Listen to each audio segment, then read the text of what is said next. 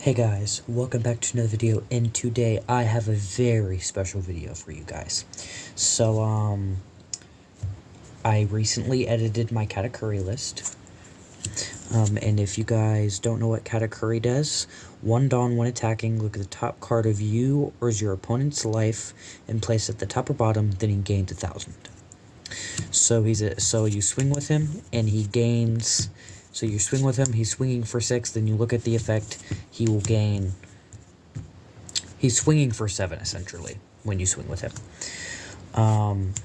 It is my undefeated Katakuri list. So, I put some, not much OPO 5 stuff in there, but some just generic, kind of good OPO 5 stuff in there.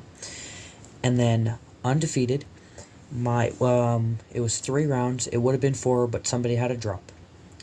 So, but a win's a win, boys. We will take it. My first round was green, yellow crocodile. Second round was blue crocodile, or not green, yellow crocodile. Green, yellow Arlong. Sorry about that. Blue crocodile for second round, and then for the third and final round, going undefeated was Sakazuki. The Sakazuki match, I will tell you this, it was very close, but I ended up pulling the dub, and then out of the winner pack, I pulled the Treasure Cruise winner Eustace Kid. And this is my very first winner card, so I am very happy how the list turned out, and I'm very happy about the win. But with that being said, let's just get right into it. So,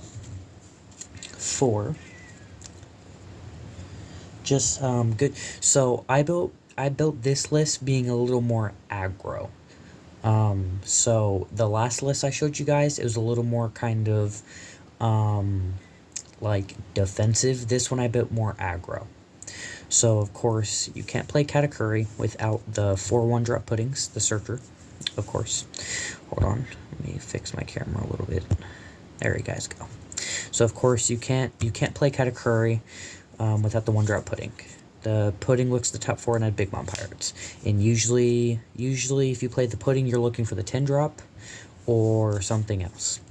And I built this in the way to where it can go first or second, but every match I did, I went first, and as you guys heard, I went undefeated with it. So, but for pudding, and then since pudding cannot search herself, but something that can search pudding, Sparrow. Sparrow can search pudding. So on your 3-dawn turn, you'll swing with just Kata. You'll play 3, and then if they KO this, you can search the other pudding. And yeah, so the Sparrow, it can search the pudding, but usually if you're looking for Sparrow, you're looking for your little your late game stuff. But pudding can search Sparrow, and the other targets that pudding can search are the 4-cost cracker, which of course I'm playing 4 of, and the 4-cost smoothie. I did have a couple opinions on it. Saying that cracker should be reduced down to 2, and I could run like Soul Pocus or whatever. But the list, I like the list because it's a little more aggro.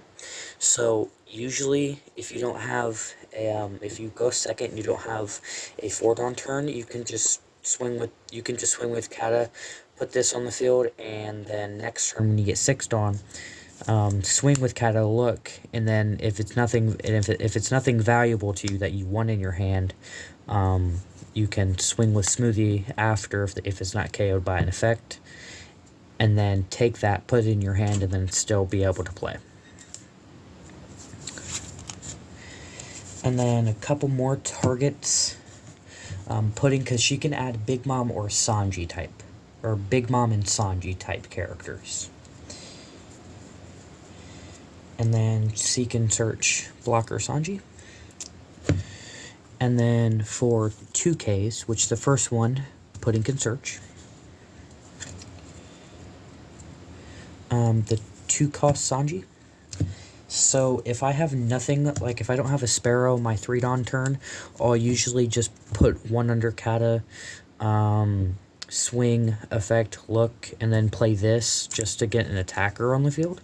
Of course, I have to commit 2 Dawn to it, so that's an unfortunate downside, but it's for 2K, and then I can just swing with it if need be. And then of course, Pudding can Search it. So, but usually I only use it for the 2K counter.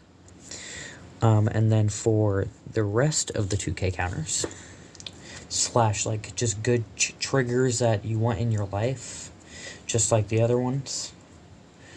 For Satori, and then for Beige.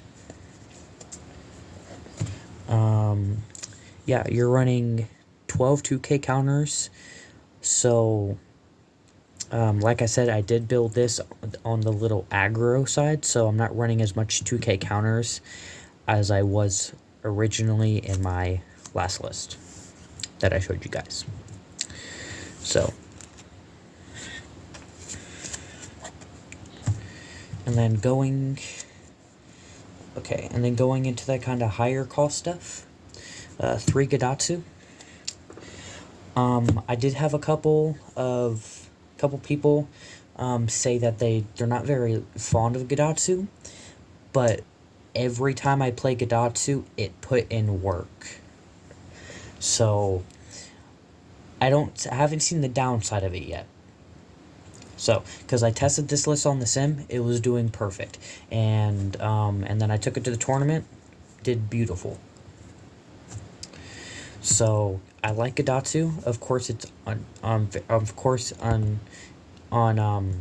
it's unsearchable, of course, but usually this is what you're gonna want to drop on your 5-Dawn turn if they have a problematic character. So, and then of course, since you're on your 5-Dawn turn, on play, KO one of your opponent's characters equal or less than the number of your opponent's life cards. So, I did have opponents say that they wished it was stuck. They wished it was locked into Sky Island. I do see where he's coming from, because if they need that character to put a little bit of pressure on the field and I just KO it, then yeah. But 3 Gadatsu. I was thinking about playing the 4th one, but I love it at 3. It did perfect. And beautiful. And then follow up after that 7-Dawn turn, or after the 5-Dawn turn. Usually I'll drop 7-Mom, 4-7-Mom. Because it's so focused on legs, so you get to take opponent's life, and the next turn you get to swing if they don't get rid of it. So, and usually I'll keep hands with at least one of these in hand, or a searcher in one of these in hand, because it's beautiful, because any other way I'm either getting rid of a character or they're letting me gain a life again. So beautiful. And then Pudding can of course search her, and then 2 8-drop Katas. My original list, it consisted of 2 Brules, but then I couldn't find my Brules before the tournament started, so I ended up just sticking the 2 Katakuris in, and it worked beautifully. So I didn't really see him often, but when I did, I either bottomed one of my trigger cards to get me back up on life so I can stay a little longer, or I just played it and bottomed one of their cards that was going to cause me a little bit of problems. So, I liked it. Of course, it's always a 2 in Katakuri. So, and then next 4 cards, which is of course, if you play Katakuri or Big Mom or Black Yellow Big Mom, 10 moms, or the 10 moms. Beautiful. I closed out a lot of games by just taking either the last 2 or the last life with 10 mom. So beautiful, and it worked great. So usually I only play 10 mom if I'm low or my opponent's on 1 life, and I just need to take that last life so next turn I can push for game. So there's that. And then for events, 3 Thunderbolt, because it has a amazing trigger effect. KO a 5 or cost or less, and then it does the same thing when you activate it using the 2 Dawn, but you have to trash a life. So usually, if I have to play this from hand, I'll put 1 Dawn, swing Kata look at it, and then if it's like an 8-drop Katakuri, and that I don't need that right now because I'm already in a kind of tough predicament because I already have two characters that I just need to get rid of. We'll just keep it there and swing with Thunderbolt. But if it's like a Capone or something, I'll put it on the bottom and then risk it by playing the Thunderbolt. But I think I played this maybe once the whole tournament. It was against it was last round against the Sakazuki. They had the 4-drop Kuzan on field, so I ended up just using the Thunderbolt and KOing the 4-drop Kuzan. So, and then to make it even, a nice 50-card deck, 2 Thunderbolt Tomorrow. So this one, it can be switched out with Ikoku if you want to, but like I said, the way I have it built, it's more of an aggro build. And this one is just mainly for kind of late game if it's in my hand. It's a 2 Dawn, 2 cost, main event. Up to 1 of your leader characters gain 3,000. Then if you have 1 or less life, rest up to 1 of your opponent's characters that cost 4 or less. So you'll use 2, either give your leader 3k, you'll making it him 8, or you give a character 3k, rest a blocker, and then if that's the only blocker they have, then you can just swing with the lead or swing with character and then Dawn up the rest of the lead if they counter out of everything and just win the game if they have no life. But like I said, I really enjoyed this list. It is probably the best yellow list I have created ever. But let's just one last look at the Winter Kid. And I do like his effect because he can effectively, you play him, now he's a blocker, and then you don't have to block with him if you don't want to.